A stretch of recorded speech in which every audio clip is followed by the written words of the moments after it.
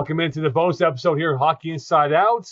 This week's question, Nick Suzuki, as we go into the final 30 games of the regular season, who are the best fits to play with Suzuki the rest of the way, guys? I would love to see Hoffman go up there and light it up and make his trading value that much higher, to get something, valuable for him down the stretch. Anderson, I would put him on the other side. I like Josh Anderson's game the last month, but I know that there seems to be some discussions throughout the league that he's drawing a lot of attention. It might be interesting to get him up and continue to play well and let them look at what possible options could come across the table for Ken Hughes. And, there's no better way than building up the guy's game to make them the most attractive at this final stretch and see what's out there and what kind of attraction for these kind of players are. Yeah, I think I would go with Raphael Harvey-Pinard. I think he brings some energy to that line that was sorely lacking. He's got that youthful exuberance. I know he's not a really young kid. He's actually older than Suzuki, but he wants to be there so badly. You can tell he's really wanting to make something out of this call up to the NHL, and not being sent down to the American Hockey League over the break sends a message, I think, that he's earned a spot here.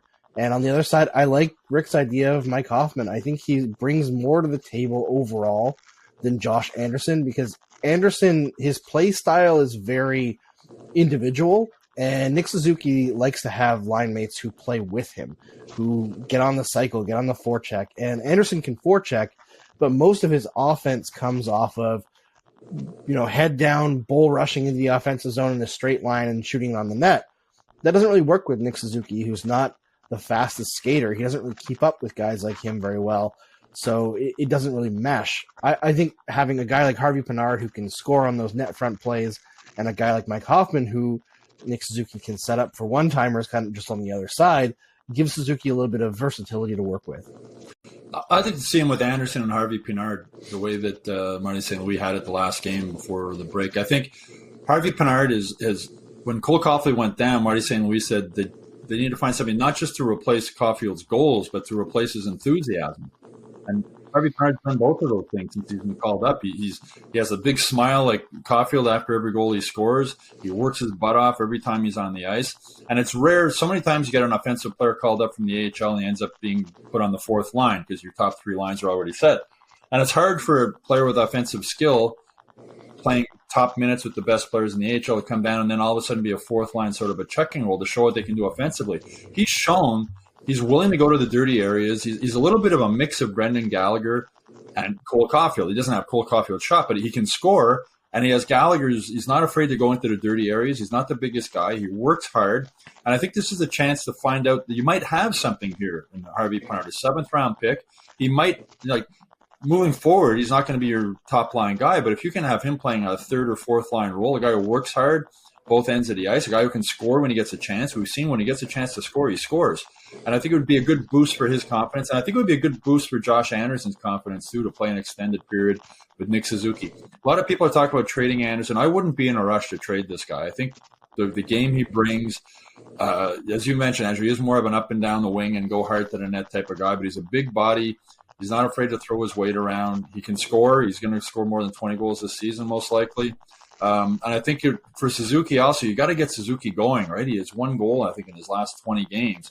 And it's important for his confidence level to come up. So put him with he's had a cast of line mates since, Caulfield's been hurt. Play him with the same two guys for an extended period of time. Let him get some confidence. Let him create some chemistry with the guys. I think Harvey-Pinard will give them, both of those guys in that line, a little bit of a boost. And I think Harvey-Pinard will give a boost to some of the guys in Laval and some of the young prospects coming up, that it doesn't matter if you're a seventh-round pick or where you were drafted. If you come up and you work hard and you play hard, you're going to get an opportunity. And, I asked Marty St. Louis, as a player, he needed somebody to give him a chance, right? He was never drafted. He went to waivers. He cleared waivers.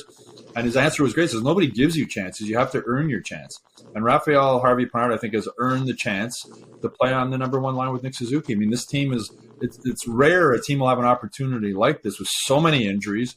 There's no importance on winning. Losses actually help more to take a guy and just give him a chance. Here, we're going to give you a chance to show us, prove to us that you deserve a spot on our roster moving forward. A guy they probably didn't have in their future plans at the Canadiens. I think when they brought him, drafted him, they figured he's a guy who's going to play in Laval, but maybe he has a little bit of a spark that he can give the Canadiens, not just this season, but also moving forward.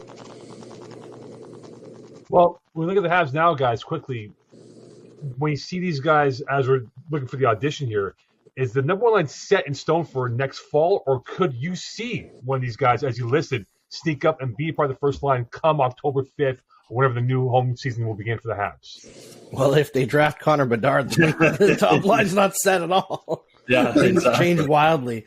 No matter who they draft in that, if they get into that top 5, things could change really quickly. So I don't think anything's set. I think the idea of the Suzuki-Caulfield pairing, like that duo, is probably set, but it can be moved and shaked around wherever things need to fall. Yeah, I mentioned Connor Bedard, Cole Caulfield, and Nick Suzuki as the number one line starting next season. That would certainly be interesting. But no, I don't think anything. I mean, so much can happen between now, the trade deadline, free agency, and the summer. Kent Hughes is going to have money to spend if he wants. There's a lot of contracts coming off the books, so it'll be interesting to see. But as I said, there's an opportunity for the rest of the season to give a couple guys a chance, and I think that Anderson and Harvey Pinard deserve a chance to play with Nick Suzuki. I think it's probably fair to say that Ken Hughes' office is quite busy at this point, and I really believe that there's some stuff that's going to be going on because they have identified their personnel as far as what guys they really feel fit their group and what guys don't. And I think that they're going to seriously look at some different offers and shake up their personnel before the trade deadline. And again, he's not looking for a short-term fix. He's looking for the future, and I think that he has some personnel that I believe that he's identified as possible guys that he would like to move out and bring in a new face or new type of player, and we'll see pretty soon. Well, for Josh Anderson, his goals have come in bunches, where he scored 3 and 4, and then he'll go 10 games without a goal and score 3 and 5. So maybe if he plays on the top line of Suzuki, he might get his goal-scoring streak back on a roll again, as it was the last couple of years. Well, that'll do it for this bonus episode of Hockey Inside Out. Don't forget to submit your questions or comments. We look forward to conversing about that in a future episode. Check out the YouTube page for Hockey Inside Out. And, of course, sign up for the newsletter at MontrealGazette.com/newsletters. And for bonus content and full episodes, head on by Hockey Inside Out. On behalf of Stu, Andrew, Rick, wish you a great week. We'll speak to you soon. Bye for now.